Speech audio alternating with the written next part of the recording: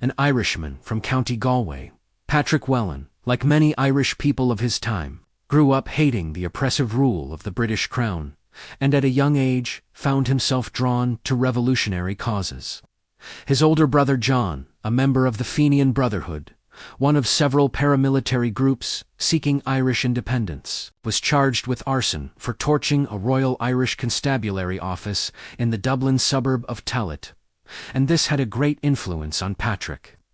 In the 1860s, Whelan travelled about England for a time before making his way to Canada in 1865, taking up residence in Montreal, Quebec, and worked as a tailor, while outwardly seeming to have put the independence struggle out of his mind. Whelan drew suspicion when he joined the province's volunteer cavalry to defend against Fenian raids from the United States, but seemed to show far more sympathy to the Irish nationalists wishing to invade rather than to his new country. Despite these suspicions, Whelan did not face any long-term consequences, returning to civilian life where he soon developed an intense hatred for Thomas D'Arcy McGee, a fellow Irish immigrant who, while a fervent Irish nationalist in his youth, had turned away from republicanism and independence while in North America, becoming disillusioned with the Republican form of government while living for a time in the U.S.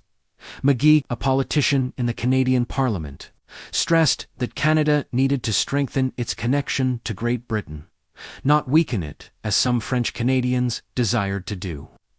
This talk infuriated many Irish people in the country, both immigrant Irish and Irish Canadians, among them Patrick Whelan. In the early morning of April 8, 1868, Thomas D'Arcy McGee, returning to the boarding house he was staying at after a long debate in Parliament, was shot through the neck as he was opening the door to his room.